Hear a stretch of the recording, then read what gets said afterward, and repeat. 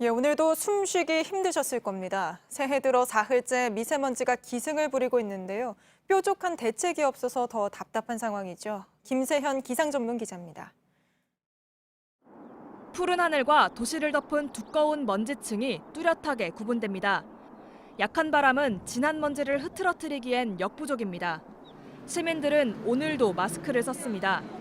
초미세먼지 농도는 전국이 대부분 나쁨 수준이었습니다. 오늘 하루 평균 농도는 세제곱미터당 서울 49 마이크로그램, 경기 58 마이크로그램, 충남 60 마이크로그램 등입니다. 경기는 1시간에 127 마이크로그램까지 치솟았습니다. 경기, 충청, 전북 일부 지역엔 초미세먼지 주의보도 내려졌습니다. 미세먼지는 새해 첫 주말인 내일과 모레에도 기승을 부릴 전망입니다. 약속 같은 것도 웬만하면은 이제 야외로는 안 잡고 이제 실내 위주로 이렇게. 미세먼지 나쁨인 날에는 항상 목이 좀 칼칼하고 그래서 되도록 안 나가려고 계획하고 있어요. 내일은 강원 영동과 전남, 경남을 제외한 대부분 지역이 나쁨, 모레는 서쪽 지역 중심으로 나쁨일 것으로 예상됩니다. 내일 세종과 충청, 광주, 전북은 미세먼지 비상 저감 조치가 적용됩니다. JTBC 김세연입니다. 3일은 춥고 4일은 미세먼지가 심하다는 뜻의 삼한삼이라는 말까지 생겼는데요. 그러니까 겨울이 겨울답지 않으면 이렇게 탁한 공기를 마실 수밖에 없는 상황이라는 겁니다. 취재 기자와 좀 더 이야기 나눠보겠습니다.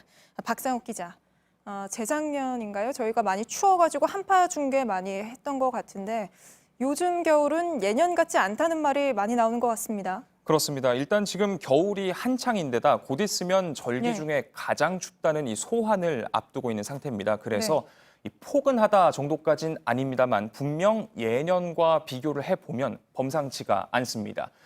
자, 오늘 낮 최고 기온을 한번 살펴볼 텐데요. 서울과 춘천은 4도를 넘었고 대전과 대구, 광주는 7에서 8도 안팎, 부산은 10도를 넘었습니다. 이걸 1981년부터 2010년까지의 1월 평년값과 비교를 해보면 3도가량 높은 수준입니다.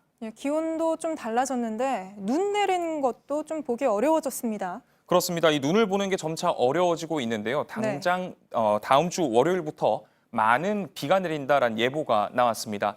기온이 평소와 같았더라면 당연히 이 예보는 비가 아니라 눈 예보였을 겁니다.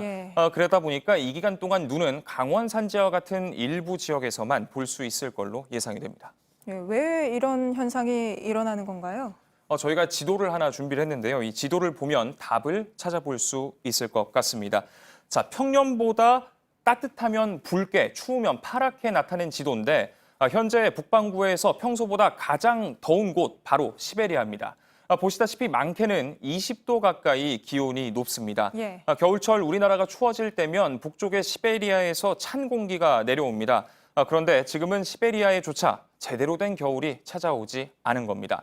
북쪽에서 찬 공기가 못 내려오면 바다라도 차가워야 할 텐데 바닷물도 따뜻합니다. 북태평양 전체로 봐서도 평년보다 0.3도가 높은데 우리나라 동해와 남해 평년보다 최고 2에서 3도나 높습니다. 이런 현상이 우리나라에서만 보이는 건 아니죠? 네, 이 유라시아 북쪽 극지방이 덮여지면서 노르웨이도 겨울 아닌 겨울을 보내고 있습니다. 노르웨이 하면 애니메이션 겨울왕국의 실제 배경이기도 한데 한겨울이어야 할 지금 서부 지역에서 낮 기온이 19도까지 치솟았습니다. 노르웨이 서부의 이 순달설아시라는 곳의 시장은 이렇게 반팔을 입고 나왔습니다. 또 다른 도시인 라우마시의 시장은 아예 바닷물에서 수영을 즐기기도 했습니다. 그런데 반대로 아메리카 대륙 위의 극지방은 평년보다 20도 낮은 극한의 추위를 겪고 있습니다. 아직까지 북미 지역엔 이상현상이 나타나진 않았지만 지난 겨울 미국 북동부를 강타했던 겨울폭풍 노리스터가 또다시 찾아올 수도 있습니다. 잘 들었습니다. 박상욱 기자였습니다.